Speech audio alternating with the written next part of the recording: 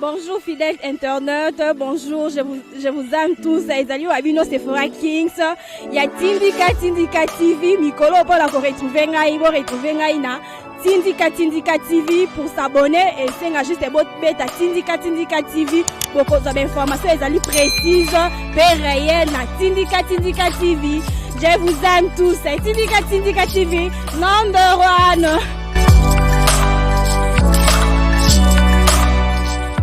Mbote bandeko balandi ya Tindika Télévision, c'est votre humble servante Sephora Kings. Obo message toujours ko yambala kati ya Tindika Télévision. Ndenge devoir et ça la toujours pour na koyela bino basango ya mboka na biso pour na kobetela bino matali politique ya mboka na biso fidèle internaute. Nazali na mboka la Black Diva to komeka moko sa banalise sur ba question na bosa nte ba bosa papi Mwanza pe na bosa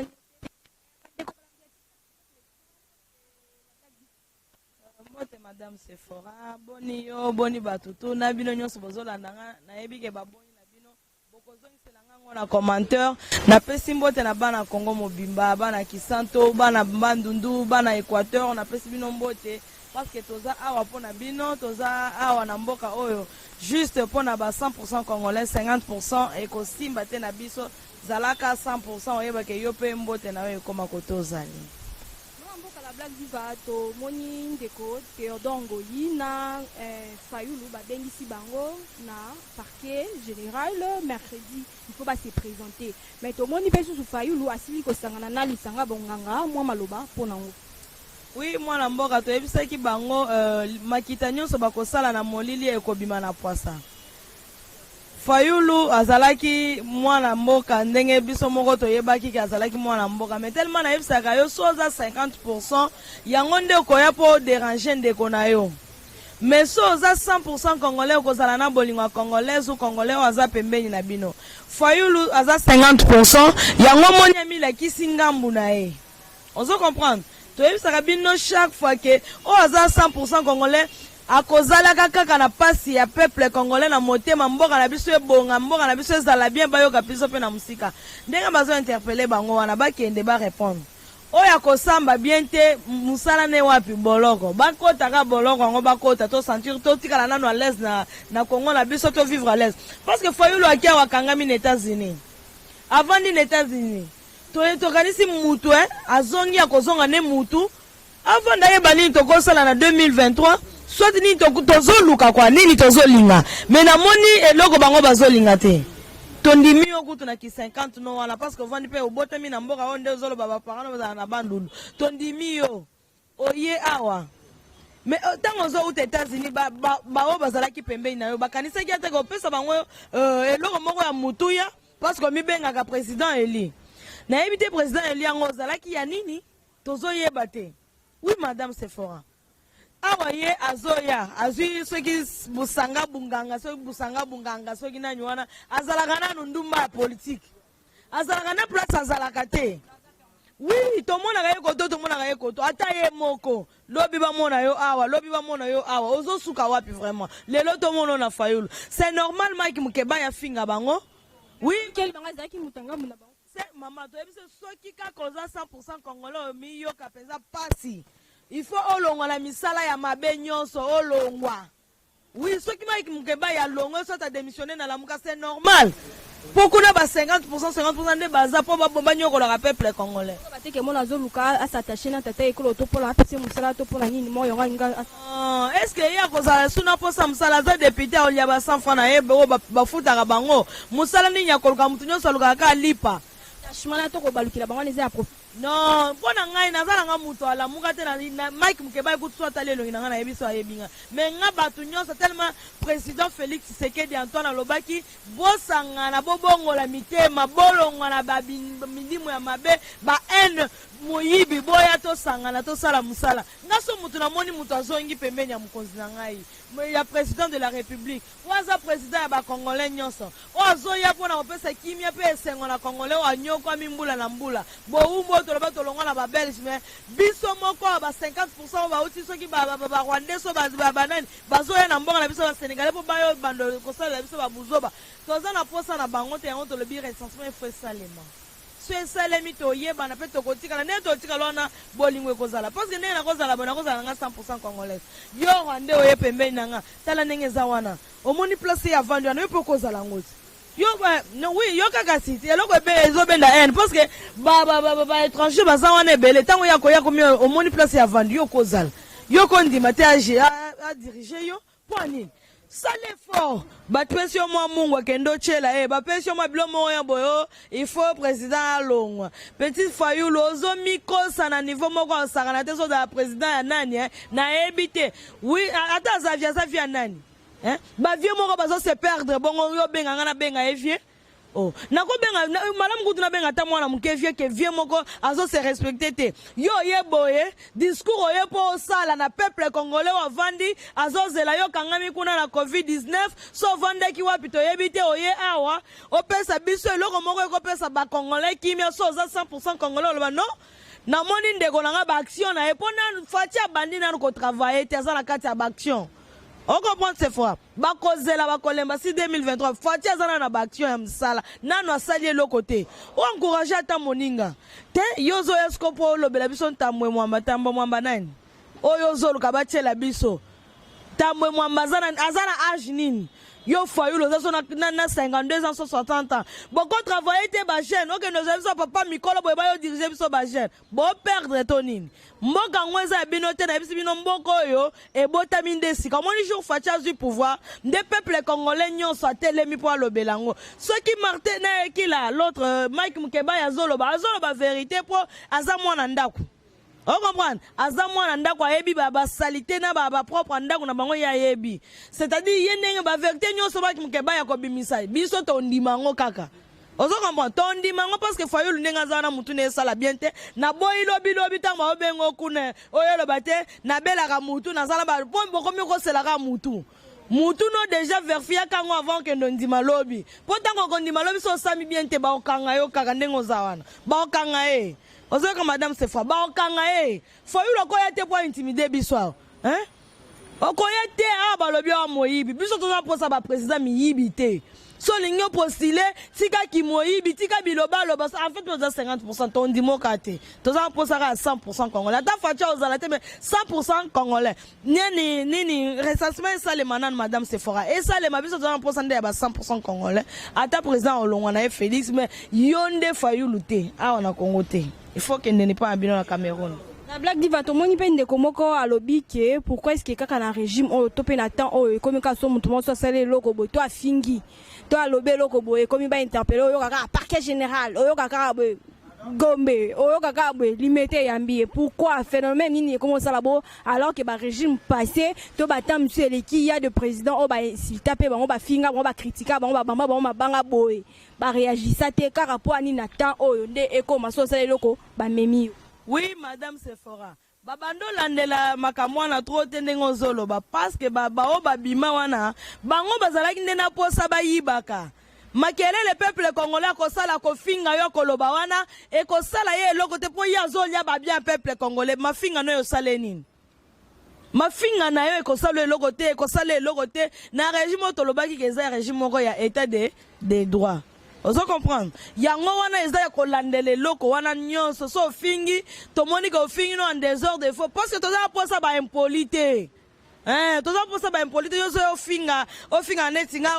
député ofinga ne président de la république batika yo ka boete soki ba yo ki yo ba okango kaka. On comprend oui so ba yo ki yo ba okanga yo mukamate tout ale bakangi yo ba commission na ndako wana osami pourquoi ofingi nga mutu na obongisa na ngai ofinga nga na oyiba nini. Ozo comprendre ezande bongo soki kaka ye afingi na ye ke balandele ba moni ke biloko na zo finga po ebele ba otinda bango surtout na ba tweet oyo zo mono o kanisaka batu mobo non ba groupe na bino wana bosi bosala wana etoye biango na ba Facebook bo fongola pona ko zo ba ozu elongia ya neti elongia président oche po bando sala ngo ba mafia mobo ozu elongia mutu telo sali o moni o komyo bimisa mabeneti bato ba ocho sala na bana 6e.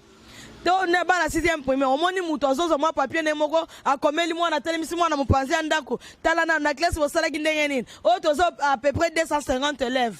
na classe moko 250 élèves ata bino moko oh ba papier to somi ngo 200 pona kokota kutu na classe ngo photo pesa 500 po ba ya koloba ke ndenge ba che école za la gratuit yango wana peuple congolais comme obeba ni non ezana batu mususu batanga kate bavana na sa banzete baliaka badendo bandakala mais au moins na suka ba 15 na classe ba pesa professeur mbongo est-ce que facha zalaki ozo comprendre eza batu wana bango batie na ba réseaux sociaux wana basala ba biloko wana to si to timbeli bino e kosala biso eloko te e kolongola pe eloko te na misu pe na mato ya mukonzi ya mboka musala na ezaka ya kokorriger ya mabe eza na mboka na epo ekende liboso madame Sephora. La blague diva pour na ndenge baloba qui était faut comme na ba identité et que faut ba carte d'électeur to tika yango phénomène tozo yoka ke ba rwandais basi ya ba rwandais ndenge ba biba msusu ba biba bazalaka déjà awa pourquoi est-ce que ko permettre pe pona yo monite ko permettre ba rwandais to ba tumsusu ba vanda awa na Congo na mboka la biso eza moins bien te bakovanda na mboko yo moko yebitango ekotaki Félix nano a changé loko tena na bandi pe ko bongisa makamwana te on to lingi to kende na recensement tant to comme na recensement on a to yeba nanya za congolais te ozo comprendre na ebité yo sa na âge à 18 ans obimisa oyo omonyonga na za nango désolé identité na nga yango na ebité yo na âge à 18 ans okomikuta yo mwasi oza rwandais ou bien oza rwandais ya mobile omikuta na vaccin ozala nango te ozo comprendre nde tokoyebela bango tokotala bango bien ate bima te mais ezalaka kaka na signe nango ya moke tokoyeba bango et puis tokolongola bango moko bakozonga po il faut totikala na kimia na mboka na biso bamboka mosusu wana eza na désordre te po ba étranger base ebele te soki kuna mikanda esili zonga système wana ekozonga et puis il faut tolongola makambo carte d'électeur eza carte moko ezolakisa teke naza congolais wana eza carte juste mpona kovote nango il faut tozonga la carte neti bapere bozali na carte moko na Zaïre omoni baidentité na makambo ya famille na ye nyonso na kati kuna mais oyo eza juste carte d'électeur il faut tosala yango tobandela yango yango omoni tozosenga na mokonzi ya mboka ou bien gouvernement na biso carte ya identité ya motu fo ezala carte d'électeur te. On doit comprendre la différence. Identité na lecteur. Eza biloko mibale différent. Il faut ba sala wana nde côté to kende potos à la libre ya wana ba rwande pe na ba infiltrer nyonso wana bazonga na banda kuna ba omba kendo van. Ba sénateur bazo suggérer que marché central et za la transférer na Fikine foire internationale. Moi maloba mais yaroka mo appelle la blague diva et zala qui le week-end passé to sile ko leka wana pona ba reportage ka to salaka to moni na Fikine o ezala ki pona ezala ki eloko moko ezaki pona bana comme détente ya ko sala ba G tout pona donc ezala na foire internationale si on peut dire ezala bon mais yaroka mo eza to moni ba policier ba comment vanda kuna na ba famille na bango ba pavillon ane bon wala ba ndaku ya ko vanda donc ba tolo ba pena ba toilette esalami ya ba nga ya ba ni donc c'est transformé le là moi comme remets la carte ya foire internationale moi maloba moi na mboka la blague nazo senga na bato bazo senga po zandu wana elongwa place eza wana eza na centre eza na ville zandu ezalaka na ville mais na ebité pourquoi bozana posa zandu elongwa ekoma na Fikine bolingi boteka lisusu mapangu kuna po bomesana kokata mapangu place bato bakozala l'aise bozoteka mapangu batikela biso zandu wana des années ezalaka wana soki bakotongela biso wenza kitoko ezalaka na zandu wana ozo comprendre tala nde bakangi yango epa nani Gentini Gombila so 5 mois toke kute boti matiti e boti bani boza na posa nini bosi bomeli biso ba supermarché minene po bofongola ka ba régal na bino bosala ka bilo nyonso peuple congolais ko se sentir à l'aise asomba na prix normal akala bando kende na supermarché na bino asomba ba na weze kuna kutu ba vivre fait eza ya kokangama biloko batese ya kokangama ozo comprendre madame yango na toza na posa batika zando esala musala yango ndenge emesana ba mama o banyoko mangana zando na ba travailler ndenge bazo travailler team kozamboka atongisela bango weze wana ezonga via ipindenge sengeli mais ba mama wana ka bakolo ba pavillon na bazana ba pavillon na bango parce que ba futa taxe à l'état ozo comprendre madame Fikine wana ezala ki place na biso bana ba bando saka na je ne sais pas ba chef ya état major ba quand esili so ba quand esili kotan c'est les ananu vide kota maluko eza vide Fikine oyo malgré régime eleki nde ebomaki yango pourquoi tina moment oyo Fikine wana boyetikala kaka bongo il faut balongola basalite nyonso wana eza bien te eza place tomesana tozoke nani akenda Fikine te nani amema bana te lelo bana na biso bamona ba photo mais biso moko tomema bana place wana ezosimba lisusu te congé esili bana basakani te baza na place osakana te, c'est-à-dire totikalaka boye bana batikalaka na baterrasse to na baboîte de nuit po place wana nde bana bakenda babandokende osakana vraiment. Mukonzi botalela biso makambo oyo bozwa basoda na yo zokisa bango na bakaso baobakisa manano babakisa bango baotongela bango bandango na bango so esili bakende okota batikela biso fikini na biso babongisela biso fikini to banda kokende fikini ka ndenge to bandokende bato bando uta poto tokende ovanda na fikini lelo fikini ekomi banye banini eza propre te pona biso vraiment. Pourquoi ko détruire ka biloko ezosala peuple congolais sengo poto bando vanda na mawa pourquoi eza bien te bama.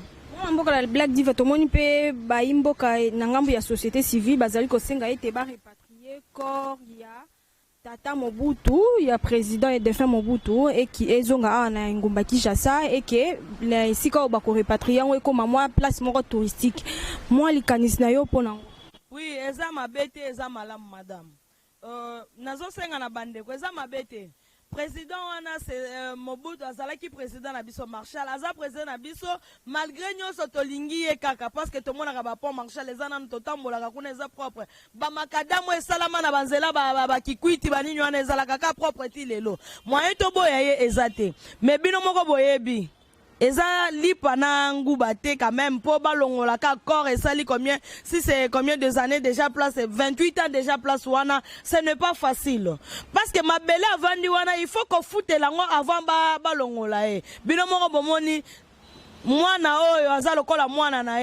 parce que jamais kolinga korone tikala kuna akobimisa korone ya awa evanda pe place ba kornyo sezali poto bando kendo tala ngo ndenge bozo senga wana c'est normal mais tout peut s'attendre attend parce que asali musala te na biso zana na baction musala tango akovandisa pe makambo moni mbongo bakosenga ina Maroc aza capable akofuta ngo afuti mbongo wana j'espère que Félix nenga za wana kosisaka mandat na ete corps avia wana ezaka kuna bozala na kimia bo bando akomitungisa te to boko eloko moko te na mitema ya ba peuple congolais parce que vieux akufi kuna 28 ans ce n'est pas peu chata batieli $1 par jour fois 28 ans et robimisa combien il faut to bongisa na place ngo pe akokitela nzela ngo akotambolela po bakendo tika e place batongele na no sika et puis ba futa ba amando na esengeli ke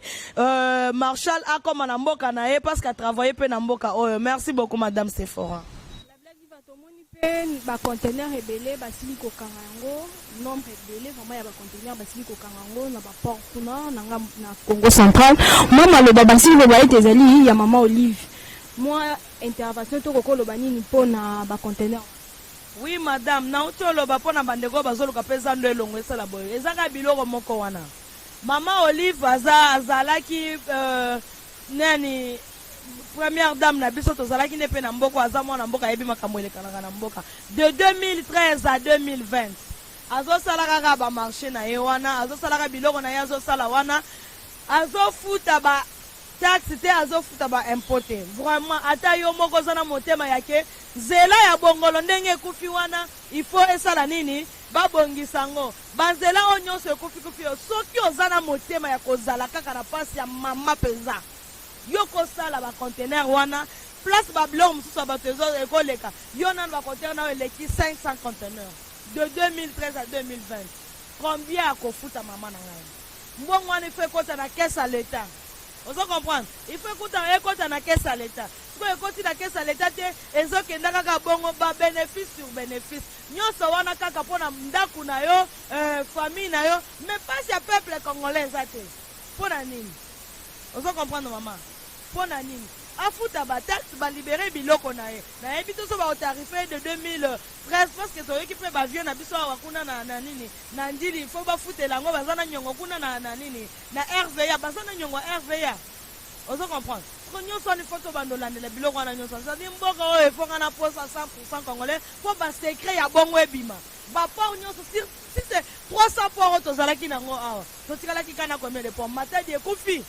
nyonso ekomi kaka oyo port en intel o port en intel o port en intel esimba te yango moni toza na posa 100% congolais mpo soki félix azalaka motema mabe ubi azala moto ya bakisi moto ya bamoto alingaki atika babiloko wana esalaka kisi na ye esalele mosala abando nyokola mpe peuple congolais oyo etikali wana baport nyonso wana etikalaka ya kosala nini ya kokangama telema aza motu moko boye nzambe ayebi ye mpe ayebi nzambe aza na mposa alandela biloko wana nyonso mike mike baport nyonso ekangama toyeba mpe pourkui bazwaki yango mpe ekomi bongo mais mpo na ba 500 conteneur wana afutela yango lokola congolais nyonso so aza congolais afutaka lokola ngai mama ozomona mpasi ngai nazoyoka mpasi ngai nazouta na biloko kaka pembeni awa na bandundu mais mpo na kokóma ka Kinshasa awa nazofuta payage nazofuta berbe nazofuta DGRK ozokomikuta tana au moins 10 sacs à masango pambe mais tu dépenses mais 500 conteneurs na nzela 500 vraiment na ata bino moko ozo comprendre tokokitaka mokolo mosusu tokiti na yo na badepo moko eza kota bapascal awa otuna bango na nzela ndenge nini bafutaka nzela ozo comprendre siko yo de 2013 à 2020 ozo comprendre bolingo eza te mwana mboka toshite na mwa question oyo tomonaki mwana mboka Vital Kamerhe azalaki na hôpital mais mwa nungu Kinshasa esili kobouge bacoup de fil tozwi mwa de partout bayimboka misusu bazwami na mikili ya poto bazali kose déranger balobi ete yoki ke le monsieur Vital Kamerhe asili kose échappé azali susu na prison te eke aza su na hôpital te azongi ndaku akimi eke avandi aza na ndaku mo babombi ye na ndaku amida mwa makambu etunami bakestion etunami mwa maloba mwana te madame Sephora wana eza nango banungu parce que motema ezaka moto kolandela mais eza bongo te mwana mboka Vital Kamerhe abelaki na ye azalaki na centre nganda kuna nde kote abelaki et puis tant toloba aza déjà na makala bo mitungisa te nayebi ke bana poto nde bazo mitungisa batension mataki bato nyonso aza na ye na makala aza ne na libanda te aza epa na ye te bomitungisa te azala neka wana ti mokolo bapene ekosila amoike nzambe asala ye ngolu ndenge asalaka kaka ngolu na bana na ye kwa mais so asali ye ngolu te azaka na makala asilisi bambula na ye soki tozela nanu soki bakateli parce que justice efo esalaka ya mosala nango biso toza na biso bapeuple congolais toolobaka ndenge tozoloba bo mais so justice elobi toza na eloko ya koloba te mais justice yango sikoyo eza nde justice akala wana te ezalaki na poshe ya bato oyo komi indépendant oyo soki osali mabe yebake baolandelo na ndako na yo papa likambo biso moko tomoni bapreuve eza mais oyo ozosala esimba te omoni yango wana madame Sephora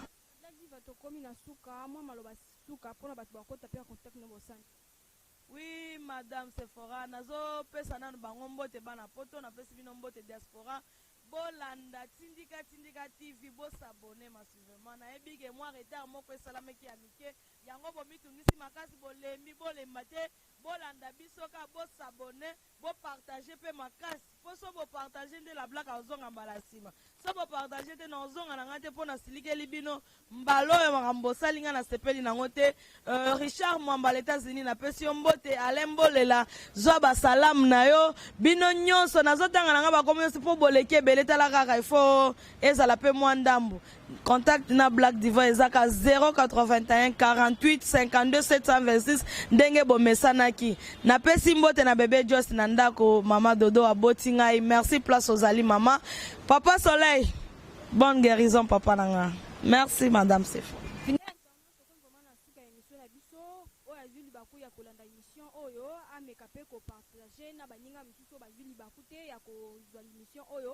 napesi bambote ebele to baremerciement na chaque cameraman na ngai nabosani mpe te papa na monte Mike Luzayadio mama abotanga Sephora Kings nabosani yo mpe te patience adandu donc fidèle internaute tomona na mbala nsima bye